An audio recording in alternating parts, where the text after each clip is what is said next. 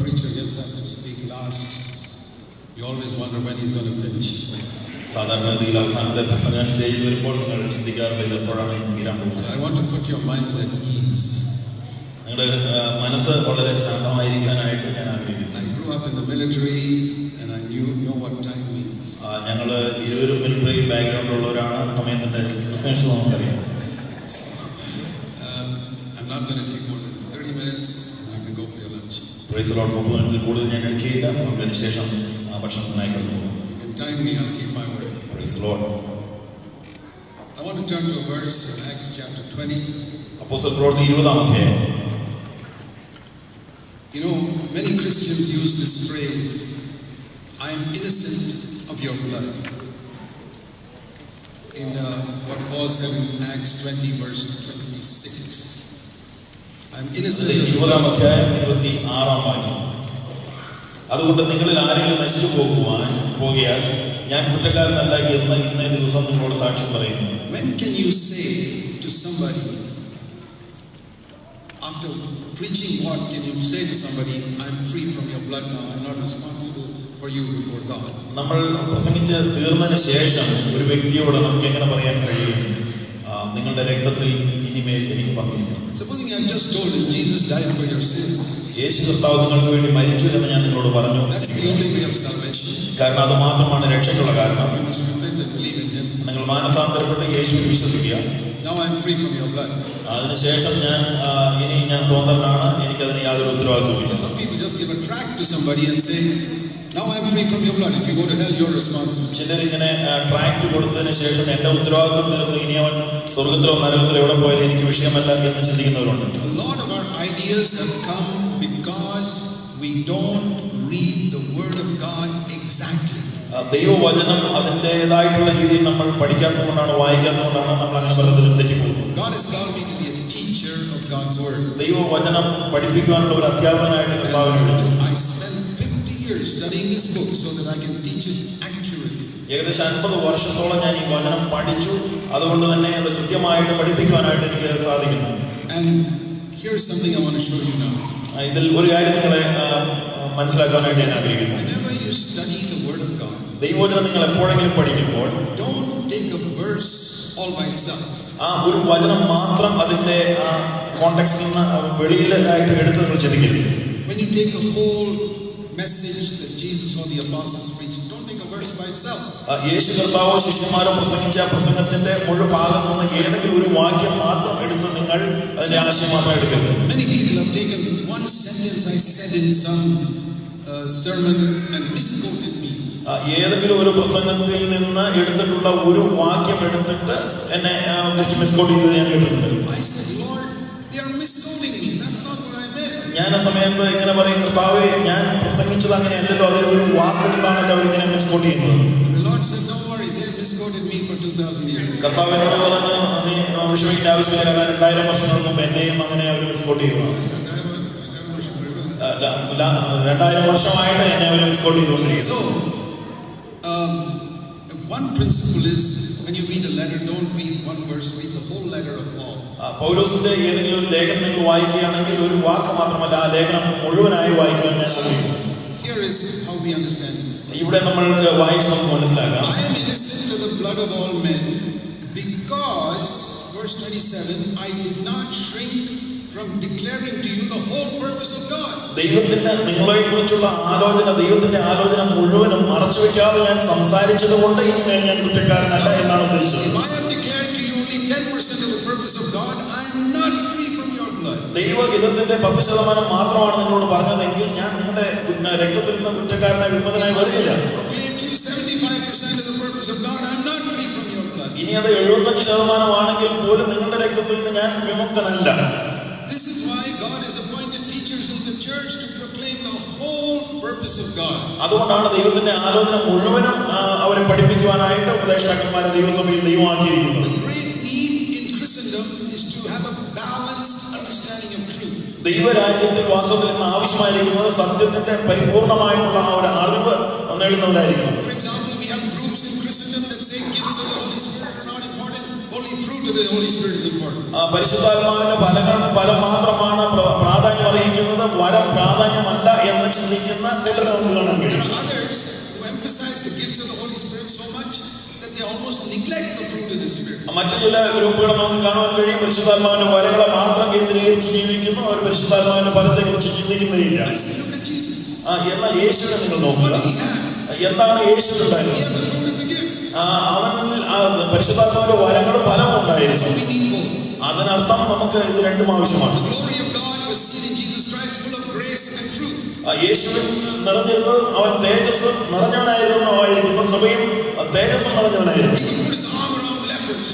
അവന് കുഷ്ഠരോഗികളെ ഇങ്ങനെ ചേർത്ത് അണയ്ക്കാമായിരുന്നു. He could comfort a woman caught in adultery. അതേ രീതിയിൽ തന്നെ വ്യഭിചാരത്തിൽ പിടിച്ചെടുത്ത ഒരു സഹോദരിയെ അവന് സ്നേഹിച്ച് അവളെ കംഫർട്ട് ചെയ്യുമായിരുന്നു. That's grace.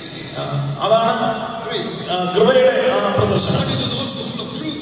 എന്നാൽ അവൻ സത്യവും നിറഞ്ഞവനായിരുന്നു വചനം വായിക്കുന്നു. When he saw people making money in the name of religion, മതത്തിന്റെ പേരിൽ പണം ഉണ്ടാക്കുന്നത് കണ്ടപ്പോൾ he went and turned that tables and made the money fly all over the floor. അങ്ങനെ വ്യാപാരം ചെയ്യുന്നവരുടെ മേശ അത് മുഴുവനും മറിച്ചിട്ടു എന്ന് നമ്മൾ കാണുന്നുണ്ട്. What would you have done if you had seen Jesus doing that in the temple? നിങ്ങളാണ് വാസ്തവത്തിൽ യേശു കർത്താവ് അങ്ങനെ ഒരു ആലയത്തിൽ ചെയ്യുന്നത് കാണുന്നു എന്ന് കരുതുക, നിങ്ങൾ എന്ത് ചെയ്യും? I think some of you would have gone and said, you must be more Christ-like, Lord. കർത്താവിനോട് തന്നെ നമ്മൾ പറഞ്ഞേനെ, നിങ്ങൾ കർത്താവെ നീ അല്പം കൂടി ക്രിസ്തുവിന്റെ ആ ഒരു രീതിയിൽ പെരുമാറിയാൽ കൊള്ളാമായിരുന്നു. Telling Jesus to be Christ-like. നമ്മൾ കർത്താവിനോട് തന്നെ പറയുകയാണ്, നീ കർത്താവിനെ പോലെ ആകണം. That was true. അത് സത്യമാണ്. The balance is in grace and truth. സത്യവും കൃപയും അതിൽ ഒരു balance If you ഉള്ളവരായിരുന്നു. have not presented both, you are not free from the blood of all men. നമ്മളിത് രണ്ടും പ്രദർശിപ്പിച്ചില്ലെങ്കിൽ വാസ്തവത്തിൽ അവരുടെ രക്തത്തിൽ നമ്മൾ വിമുക്തരല്ല. Truth is like the bones in our body. സത്യം എന്ന് പറഞ്ഞാൽ നമ്മുടെ ശരീരത്തിലെ എല്ലിന്റെ ആ പ്രയോജനം ചെയ്യുകയാണ്. And grace is like the flesh on top of the bone. കൃപയോ വാസ്തവത്തിൽ ഈ എല്ലിനെ മൂടിയിരിക്കുന്ന മാംസം പോലെ. We need both. നമുക്കിത് രണ്ടും ആവശ്യമാണ്. Supposing some people say truth. എപ്പോഴും ചിലർ പറയാറുണ്ട് സത്യം മാത്രം മതി, സത്യം സത്യം സത്യമെന്ന്. That's like the Pharisees. അത് പരീശന്മാരുടെ സ്വഭാവം. That would be like a skeleton. അത് ഒരു അസ്ഥി പഞ്ഞരത്ത് നമ്മൾ കാണുന്നത് പോലെ. Supposing you saw a skeleton walking up to you one night.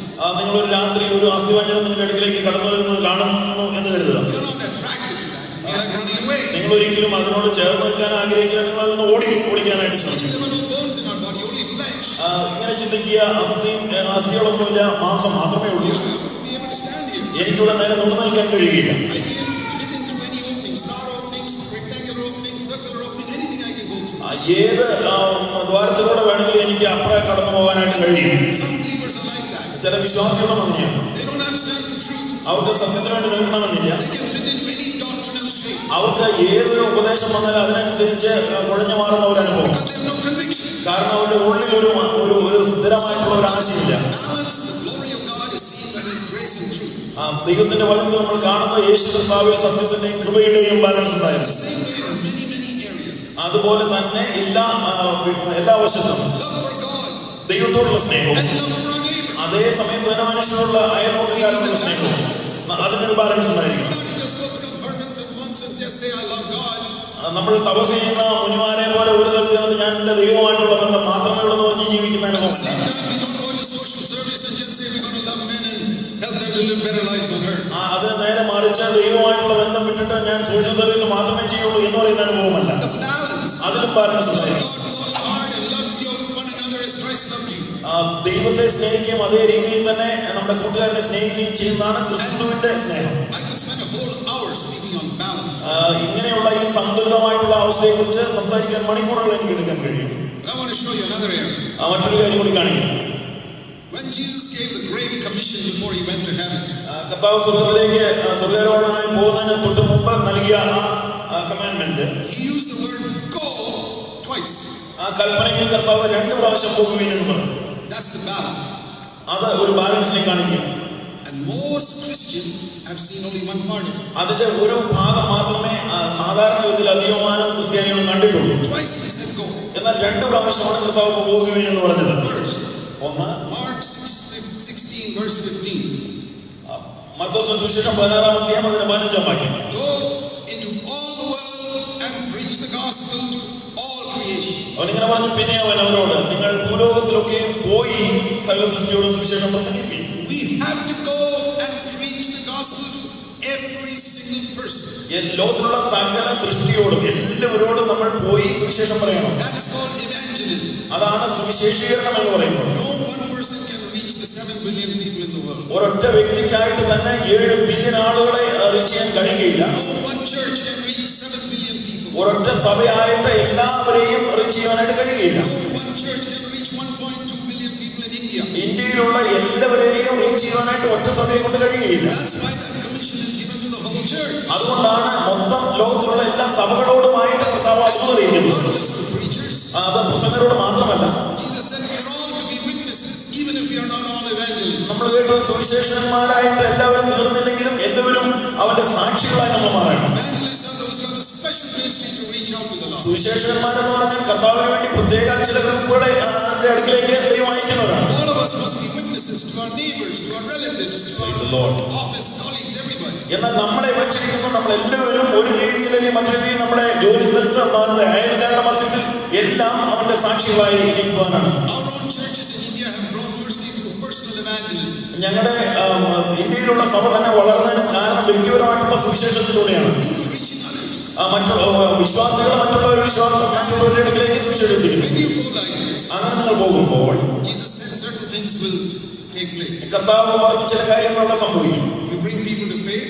നിങ്ങൾ വിശ്വാസത്തിലേക്ക് ജനങ്ങളെ കൂട്ടിവരുത്തും. Baptize them and they'll be saved. അതിനുശേഷം അവരെ നിങ്ങൾ സ്നാനപ്പെടുത്തി അവരെ വിശ്വാസത്തിലേക്ക് പൂർണ്ണമായി വരും. മർക്കോസ് സുവിശേഷം 14-ാം അധ്യായം. When people go out in evangelism, അങ്ങനെ നിങ്ങൾ പോയി സുവിശേഷം അറിയിക്കുമ്പോൾ these signs will accompany those who believe. Verse 17. വിശ്വസിക്കുന്നവരാൽ ഈ അടയാളങ്ങൾ സംഭവിക്കുമെന്ന് 17-ാം വാക്യം. They will cast out demons. അവർ ഭൂതങ്ങളെ പുറത്താക്കും. They will speak with new tongues. അവർ പുതുഭാഷകൾ സംസാരിക്കും. Pick up serpents. Our സർപ്പങ്ങളെ പിടിച്ചെടുക്കും. Deadly poison, it will not harm them. മരണകരമായി യാതൊന്നും കുടിച്ചാലും അവർക്ക് ഹാനി വരികയില്ല. They will lay hands on the sick and they will recover. അവർ രോഗിയുടെ മേൽ കൈവച്ചാൽ അവർക്ക് സൗഖ്യം വരും. This is what accompanies the ministry of evangelism. അത് വാസ്തവത്തിൽ സുവിശേഷകനോട് ചേർന്ന് പോകുന്ന ആ ശുശ്രൂഷകളാണ്. God is doing that even today. അത് ഇന്നും കർത്താവ് അങ്ങനെ സുവിശേഷന്മാരോട് ചെയ്തുകൊണ്ടിരിക്കുന്നു. I've seen it myself. ഞാൻ എന്റെ ജീവിതത്തിൽ തന്നെ Exactly like Jesus said. യേശു പറഞ്ഞതുപോലെ തന്നെ സംഭവിച്ചിട്ടുണ്ട്. When I was a young Christian, ഞാനൊരു ക്രിസ്ത്യ ജീവിതത്തിൽ ഒരു ചെറുപ്പമായിരുന്നു. I used to see people yelling and screaming and pulling people's hair to cast out demons. പലപ്പോഴും ഭൂതശാന്തിയില് പലതരമുള്ള പ്രക്രിയകൾ ഞാൻ കണ്ടിട്ടുണ്ട്. They're fasting and praying. അവരെ ഉപവസിച്ച് എങ്ങനെ പ്രാർത്ഥിച്ചു. And I saw in the Word of God. എന്നാൽ ദൈവത്തിൽ ഞാൻ ഇങ്ങനെ ഒരു കാര്യം കണ്ടു. Jesus cast out demons with one word. ഒരൊറ്റ വാക്കുകൊണ്ടാണ് യേശു കർത്താവ് ഭൂതങ്ങളെ പുറത്താക്കിയത്. That's what we read in Matthew 8:16. മത്തായിയുടെ സുവിശേഷം 8-ാം അധ്യായം അതിന്റെ 15-16 വാക്യത്തിൽ. I said, Lord, I want to follow your footsteps. ഞാൻ ഇങ്ങനെ പറഞ്ഞു, കർത്താവേ നീ പോയ ആ മാതൃക പോകുവാനായിട്ട് എനിക്ക് താല്പര്യമുണ്ട്. There are a number of demons I have cast out. വളരെയധികം ഭൂതങ്ങൾ ഞങ്ങളുടെ എന്റെ ശുശ്രൂഷയിൽ വിട്ടുപോയിട്ടുണ്ട്, പ്രത്യേക ഗ്രാമപ്രദേശങ്ങളിൽ. Every single time with one word. ആ ഓരോ അനുഭവത്തിലും ഒരൊറ്റ വാക്കുകൊണ്ടാണ് ഇത് സംഭവിച്ചിട്ടുള്ളത്.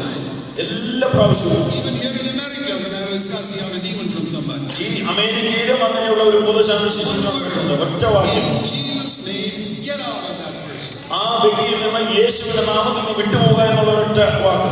No demon can stand in before the name of Jesus if you have faith. ആമേൻ. നിങ്ങൾക്ക് വിശ്വാസമുണ്ടെങ്കിൽ യേശു കർത്താവിന്റെ നാമത്തിന് മുമ്പിൽ ഒരൊറ്റ ഭൂതത്തിൽ നിൽക്കാൻ കഴിയുകയില്ല. I have never had to shout. ആ ഭൂതത്തോട് ഒരിക്കലും എനിക്ക് അലറി പറയേണ്ട ആവശ്യം വന്നിട്ടില്ല. I once whispered at a demon 30 feet away, listen to me. ഞാൻ ഒരിക്കലും ഇങ്ങനെ പതുക്കെ പറഞ്ഞപ്പോൾ തന്നെ 30ഓളം അടി ദൂരത്ത് നിന്ന് ഒരു ഭൂതം അത് കേട്ട് അങ്ങനെ വിട്ടുപോവുകയുണ്ടായി. Dear brothers and sisters, സഹോദരീ സഹോദരന്മാരെ, follow Jesus' method. യേശു കർത്താവിന്റെ ആ മാതൃക നമുക്ക് പിന്തുടരാം. Now that is one side. അത് അതിന്റെ ഒരു വശം ഞാൻ പറഞ്ഞു. The other time Jesus said, go. പോകുവീൻ എന്ന് പറഞ്ഞതിന്റെ ആദ്യത്തെ വശം ഞാൻ പറഞ്ഞു, രണ്ടാമത്തെ പ്രാവശ്യം പറഞ്ഞു. Matthew 28. മത്തായിയുടെ സുവിശേഷം 28-ാം അധ്യായം. This is the balance. ഇതാണ് അതിന്റെ സന്തുലിതമായിട്ടുള്ള അല്ലെങ്കിൽ ബാലൻസ് ചെയ്തിട്ടുള്ളതായി. Truth is balance. സത്യം അതിന്റെ സന്തുലിതാവസ്ഥയിൽ നിൽക്കുന്നു. There's a beautiful balance of truth, just like the human body. നമ്മുടെ ശരീരം നിൽക്കുന്നത് പോലെ തന്നെ സത്യത്തിന് അതിൻ്റെതായിട്ടുള്ള ഒരു സ്ഥാനമുണ്ട്. If you draw a middle line right down the middle of our body, നമ്മുടെ ശരീരത്തിലൂടെ നമ്മൾ ഇങ്ങനെ ഒരു വര വരയ്ക്കുകയാണെങ്കിൽ it's exactly the same on both sides. രണ്ടു വശവും ഒരുപോലെ നമുക്ക് കാണാൻ കഴിയും. Two hands, രണ്ട് കൈകൾ, രണ്ട് കാലുകൾ, രണ്ട് കണ്ണുകൾ, രണ്ട് ചെവികൾ. ഇതെല്ലാം നന്നായിട്ടിരിക്കുന്നു. And this is how the Christian life must be. അതായിരിക്കണം നമ്മുടെ ക്രിസ്തീയ ജീവിതവുമായിരിക്കണം. All the areas that I just spoke. ഞാൻ സംസാരിച്ച എല്ലാ വശങ്ങളിലും And in this area too. ഈ 28ാമത്തെ നമ്മൾ കാണാൻ പോകുന്ന ഈ ഭാഗത്ത് Matthew 28:19. അതിന്റെ 19ാം വാക്യം.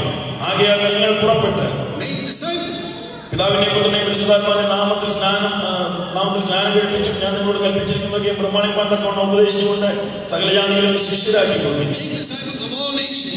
ലോകത്തുള്ള സകല ജാതികളെ ശിഷ്യരാക്കുകയും എന്ന് പറഞ്ഞു. This is beyond evangelism to making them disciples. അവരെ സ്നാനപ്പെടുത്തിയ രക്ഷയുടെ അനുഭവത്തിലേക്ക് കൊണ്ടുവരുന്നതിനേക്കാൾ അപ്പുറത്തുള്ള ഒരു കാര്യമാണ് നിങ്ങൾ പോയി അവരെ ശിഷ്യരാക്കുവാൻ എന്നുള്ളത്. New birth is like a baby being born. വീണ്ടും ജനനം പ്രാപിക്കുക എന്ന് പറയുന്ന ഒരു കുഞ്ഞ് ജനിച്ചതുപോലെയാണ്. Praise God for every baby born. ദൈവത്തിന് സ്തോത്രം. ജനിച്ച കുഞ്ഞുങ്ങൾക്കായി സ്തോത്രം. Praise God for every person who is born again. വീണ്ടും ജനിച്ച എല്ലാ പ്രിയപ്പെട്ടവരെ ഓർത്ത് സ്തോത്രം ചെയ്യുന്നു. But you mothers, after your baby is born, you don't just throw them in the street and say, now I must look for another baby. എന്നാൽ വീണ്ടും അല്ലെങ്കിൽ ജനിച്ച കുഞ്ഞിനെ സ്ട്രീറ്റിൽ എവിടെയെങ്കിലും ഇട്ടിട്ട് എനിക്കിപ്പോ ഒരു കുഞ്ഞ് ലഭിച്ചു, ഇനി അടുത്ത കുഞ്ഞിന് വേണ്ടിയിട്ട് ഞാൻ കാരണം പറഞ്ഞ് ഈ കുഞ്ഞിനെ തള്ളിക്കളയുന്ന ഒരു അനുഭവം നിങ്ങൾക്ക് മാതാപിതാക്കൾക്കില്ല. How many years you spend bringing up that child to adulthood?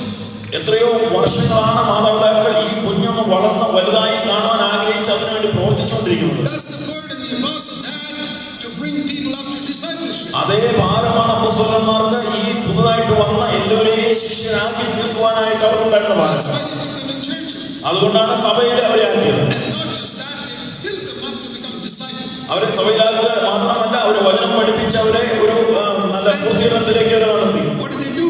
അവരെന്താണ് ചെയ്യുന്നത്? These disciples. What did they teach them? അവരെ ഈ ശിഷ്യരാക്കുവാനായിട്ട് എന്താണ് അവരെ പ്രസംഗിച്ച് അല്ലെങ്കിൽ അവരെ പഠിപ്പിച്ചത്? Listen to this. ഇത് ശ്രദ്ധിക്കുക. Verse 20.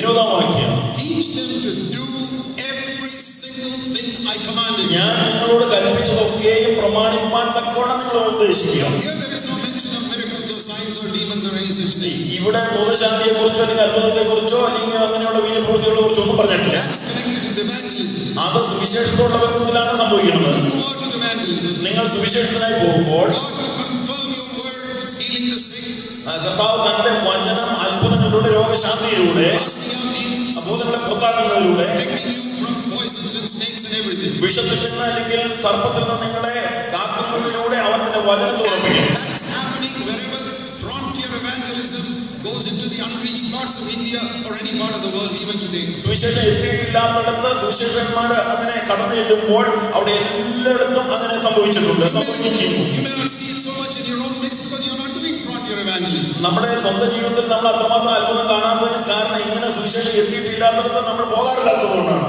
The Acts of the Apostles is full of examples of frontier evangelism, and that's why they see those miracles. അപ്പോസ്തലന്മാരുടെ ജീവിതത്തിൽ നമുക്ക് കാണാൻ കഴിയും. സുവിശേഷത്തിന് വേണ്ടി മുൻപന്തിയിൽ ഇറങ്ങി തിരിച്ച അപ്പോസ്തലന്മാരെ നമുക്ക് കാണാൻ കഴിയും. That is the way God confirms the word throughout the ages. അങ്ങനെയാണ് വാസ്തവത്തിൽ യുഗങ്ങളായിട്ട് ദൈവം തന്നെ പ്രവൃത്തി ചെയ്തുകൊണ്ടിരുന്നത്. And then we have to do the other side of go, which is make them disciples. അതിനുശേഷം അതിന്റെ മറുഭാഗത്ത് പോകുവാനുള്ളതില് ശിഷ്യരാക്കുന്ന ഒരു ദൗത്യം നമ്മെ ഏൽപ്പിച്ചിരിക്കുന്നു. Take this newly born child of God. ഈ പുതുതായിട്ട് അല്ലെങ്കിൽ ജനിച്ച കുഞ്ഞിനെ നമുക്ക് തന്നെ എടുക്കാം. Make him a mature saint. അവനെ ഒരു നല്ല ഉറപ്പുള്ള ഒരു വിശ്വാസിയാക്കി ഒരു വിശുദ്ധനായി തീർക്കുന്ന അനുഭവം. And don't stop there until you have taught him, verse 20, to do every single thing I commanded you. അവിടെ ഇങ്ങനെ പറഞ്ഞിട്ട് അവരെ പഠിപ്പിക്കാൻ മാത്രമല്ല, അവർ സകലം അത് പ്രമാണിപ്പാൻ തക്കവണ്ണം അവരെ ഉപദേശിക്കണം. Not teach them, but teach them to do. അവരെ പഠിപ്പിക്കുക മാത്രമല്ല, അവരെ അത് പ്രമാണിക്കാൻ തക്കവണ്ണം പഠിപ്പിക്കണം. What is the difference between teaching them and teaching them to do? എന്താണ് അവരെ അത് ചെയ്യാനായിട്ട് പഠിപ്പിക്കുന്നതിനുള്ള വ്യത്യാസം? I can teach people swimming on a blackboard, move your leg like this and move your hands like this. എനിക്ക് theoretically ഒരാളെ നീന്തുവാനായിട്ട് ബോർഡിൽ എഴുതി കാണിച്ചു പഠിപ്പിക്കാൻ കഴിയും. But he won't learn. എന്നാൽ അവൻ പഠിക്കണമെന്നില്ല. Teaching him to do means I take him to a river, jump in and say, follow me. അത് പ്രമാണിപ്പാൻ തക്കവണ്ണം ഉപദേശിക്കുക എന്ന് പറഞ്ഞാൽ ഞാൻ അവനെ നദിയിൽ കൊണ്ടുപോയി അവനെ നീന്തുവാനായിട്ട് സഹായിക്കുന്നില്ല. ഞാൻ ചെയ്യുന്നത് പോലെ നീ ചെയ്യണം എന്ന് പറഞ്ഞ് കാണിച്ചു കൊടുക്കും. Teaching them is only on the blackboard. എന്നാൽ പഠിപ്പിക്കുക എന്ന് പറയുന്നത് തിയറി ആണെങ്കിൽ അത് ബ്ലാക്ക് ബോർഡിൽ എഴുതി കാണിക്കുന്ന തുല്യം. The pastor who teaches you something which is not practicing himself is not teaching you to do God's word. വാസ്തവത്തിൽ നിങ്ങളെ ഒരു ദൈവദാസൻ ഒരു കാര്യം പറഞ്ഞ് പഠിപ്പിക്കുകയാണെങ്കിൽ അത് ചെയ്യുവാൻ നിങ്ങളെ പ്രേരിപ്പിച്ച് പഠിപ്പിക്കുന്നില്ലെങ്കിൽ അതിനർത്ഥം ആ വെറുതെ തിയറി മാത്രം പറയുന്നേ ഉള്ളൂ. That's why the Bible says an elder whose children are not walking in the ways of the Lord must not be an elder. അതുകൊണ്ടാണ് മൂപ്പന്മാരെ തെരഞ്ഞെടുക്കാൻ പറയുമ്പോൾ അവർ തങ്ങളുടെ മക്കളെ പത്യോപദേശത്തിൽ പഠിപ്പിക്കുന്നവരായിരിക്കണം എന്നുള്ള ആ ഒരു ഉപദേശം നൽകാനിടയായിരുന്നു. ഞാൻ എന്റെ സഭയിൽ ഞങ്ങൾ അങ്ങനെ ചെയ്തു. ഞങ്ങൾ പ്ലാൻ ചെയ്തിട്ടുള്ള എല്ലാ സഭകളിലും മൂപ്പന്മാരെ നിയമിച്ചു.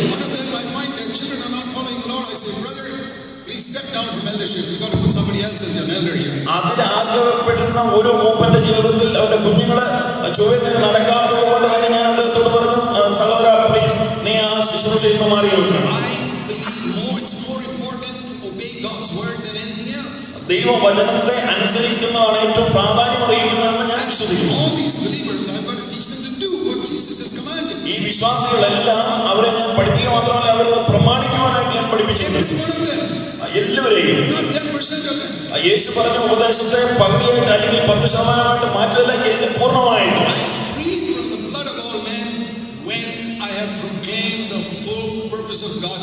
അങ്ങനെ ദൈവത്തിന്റെ ആലോചന മുഴുവനും അവർക്ക് പറഞ്ഞു കൊടുക്കുമ്പോഴാണ് അവരുടെ രക്തത്തിൽ നിന്ന് ഞാൻ പങ്കുകാരനല്ല, അതിൽ നിന്ന് വിമുക്തനാണെന്നുള്ള ആ ഒരു ആശയം വരുന്നത്. ഒരിക്കൽ ഞാൻ കർത്താവിന്റെ മുമ്പിൽ നിൽക്കും. എന്റെ പ്രസംഗങ്ങളെല്ലാം തന്നെ അവൻ ശോധന ചെയ്യും. അവൻ എന്നോട് ഇങ്ങനെ ചോദിക്കും, നീ മനുഷ്യരെ പ്രസാദിപ്പിക്കാനാണോ അത് പ്രസംഗിച്ചത്?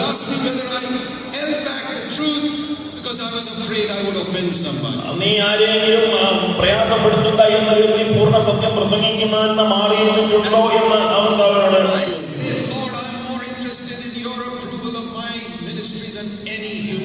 എനിക്കെന്ന് പറയാൻ കഴിയുന്ന കർത്താവേ, മറ്റുള്ള മനുഷ്യരുടെ ഏതൊരു അഭിപ്രായത്തെക്കാൾ ഉപരിയായിട്ട് നീ എന്നെ കുറിച്ച് എന്റെ ശുശ്രൂഷയെ കുറിച്ച് എന്ത് പറയുന്നു എന്നതിലാണ് എന്റെ താല്പര്യം.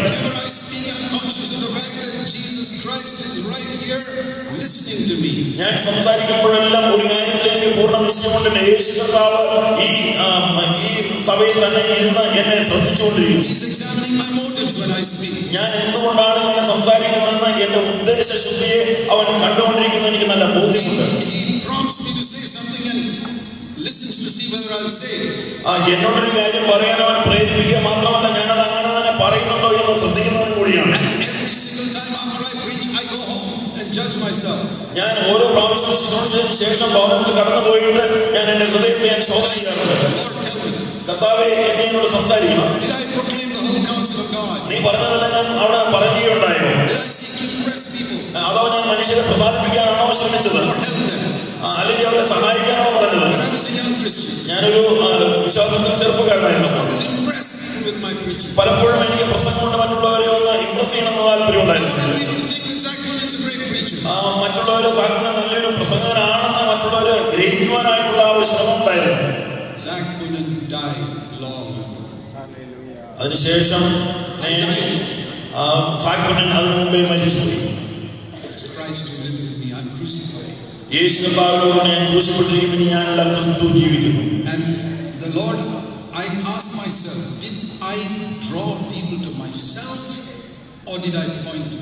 ഞാൻ കർത്താവിനോട് പറഞ്ഞു, കർത്താവേ, ഞാൻ ജനത്തെ എന്നിലേക്കാണോ ആകർഷിച്ചത്, അതോ ഞാൻ നിന്നെയാണോ അവരുടെ മുമ്പിൽ വരച്ചു കാട്ടിയത്? ഞാനിങ്ങനെ പ്രാർത്ഥിച്ച, കർത്താവേ, എനിക്ക് നിന്റെ ഒരു പ്രവാചകനായിട്ടാണ് തീരേണ്ടത്. എനിക്ക് പുൽപ്പിറ്റിൽ നിന്നുകൊണ്ട് ഒരു മാനേജറായിട്ട് നിൽക്കുവാൻ, എങ്ങനെയെങ്കിലും കാര്യങ്ങൾ ക്രമീകരിച്ചു കൊണ്ടുപോകാനുള്ള ആ ഒരു താല്പര്യത്തിലായിരിക്കണമെന്നില്ല. കാരണം ക്രിസ്തീയ ലോകത്തിൽ നമുക്ക് അങ്ങനെയുള്ളവരെ ഒരുപാട് കാണാൻ കഴിയും. എന്നാൽ ദൈവത്തിന്റെ പ്രവാചകന്മാരാണ് നമുക്ക് ആവശ്യം. അവരൊരുപക്ഷെ പ്രശസ്തരായിരിക്കണമെന്നില്ല, എന്നാൽ എന്റർടൈൻ ചെയ്ത് ജനത്തെ അങ്ങനെ സന്തോഷിപ്പിക്കുന്നവർ ഒരുപക്ഷെ പ്രശസ്തരായേക്കാം. എന്നാൽ ഒരു പ്രവാചകൻ വാസ്തവത്തിൽ ജനത്തെ തന്നിലേക്കല്ല ആകർഷിക്കുന്നത്. പ്രവാചകൻ എന്ന് പറഞ്ഞാൽ വാസ്തവത്തിൽ ഒരു സൈൻ ബോർഡ് പോലെയാണ്. ന്യൂയോർക്കിലേക്ക് പോകുന്ന വഴി ഇതിലെയാണെന്ന് പറയുന്ന സൈൻ ബോർഡ് പോലെ. വാസ്തവത്തിൽ ആ സൈൻ പോസ്റ്റ് എന്ന് പറയുന്ന ന്യൂയോർക്ക് അല്ല, എന്നാൽ ന്യൂയോർക്കിലേക്കുള്ള വഴി കാണിക്കുന്ന ഒരു സംഭവമാണ്. വാസ്തവത്തിൽ ഏറ്റവും നല്ലൊരു പ്രസംഗൻ ആരായിരിക്കും? ഒരു സൈൻ പോസ്റ്റ് പോലെയായിരിക്കും. യേശു അവിടെയുണ്ട്. നിങ്ങൾ അവന്റെ അടുക്കലെത്തുകയും അവനെ നിങ്ങൾ പിൻപറ്റുകയും അവനിൽ നിന്ന് നിങ്ങൾ പഠിക്കുകയും. അതാണ് വാസ്തവത്തിൽ ഒരു ശിഷ്യൻ.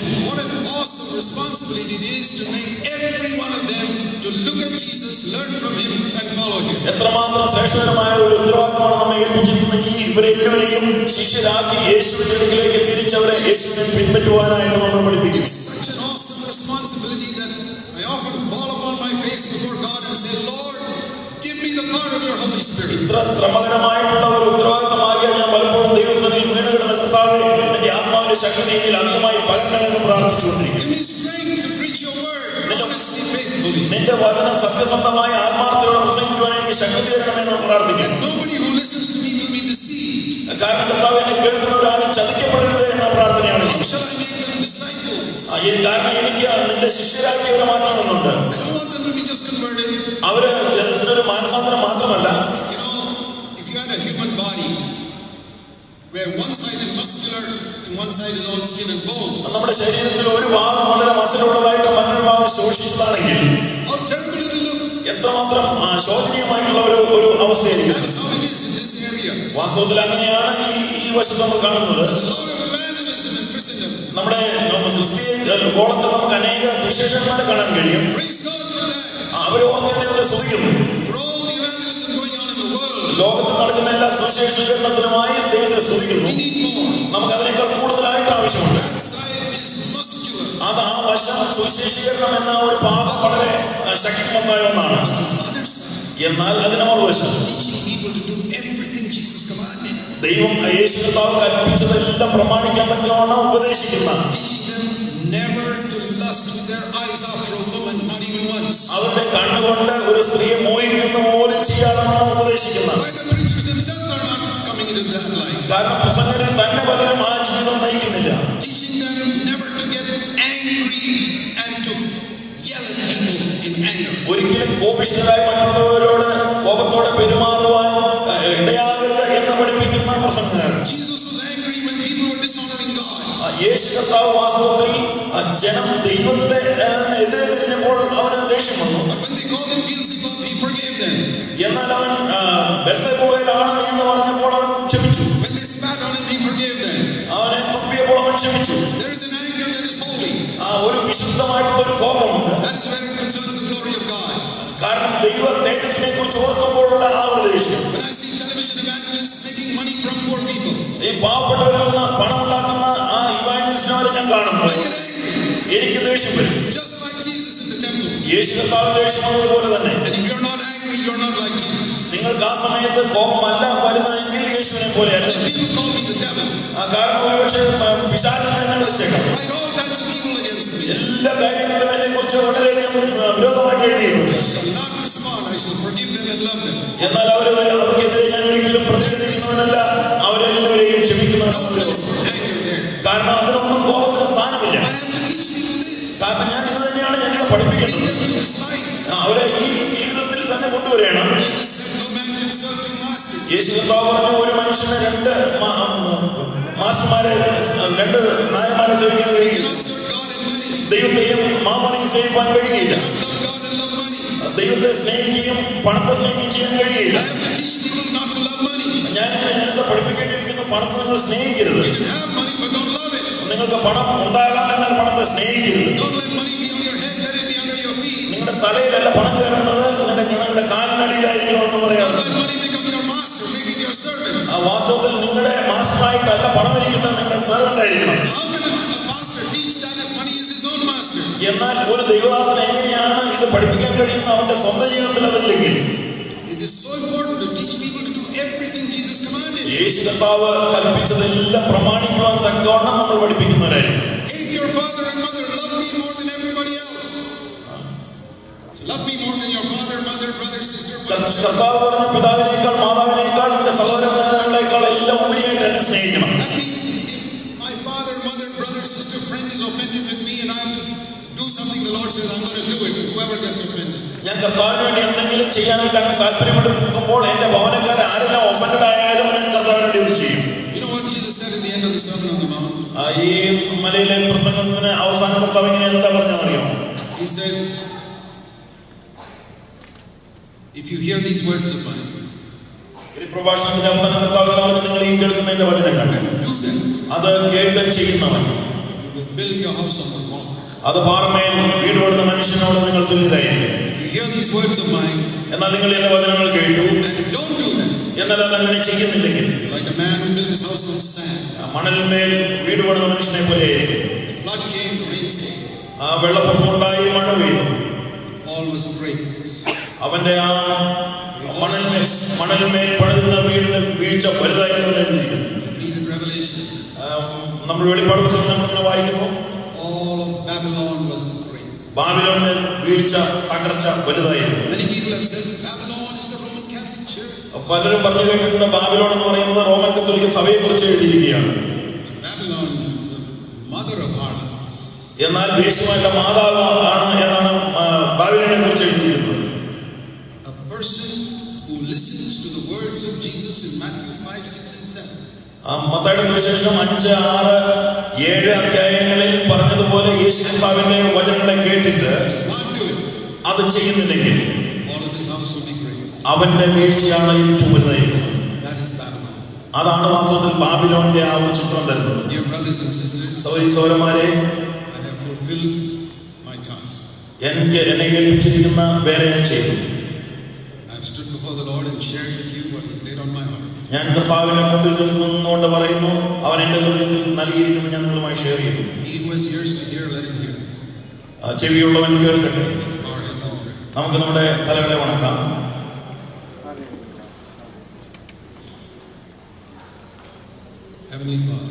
സ്വർഗീയ പിതാവേ, you told us to sit down and count the cost of discipleship. രാത്രി വൈകിയ സമയത്ത് ഞങ്ങളെ കേൾപ്പിച്ചു, നിന്റെ സന്നിധിയിൽ ഇരുന്ന് എന്ത് ചെലവാകുമെന്ന് കണക്ക് കൂട്ടുകയും the price we have to pay to follow you.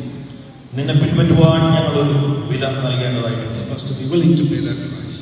കർത്താവേ, ഞങ്ങൾ ആ വില നൽകുവാൻ തയ്യാറാണ്. In Jesus' name. യേശുവിന്റെ നാമത്തിൽ.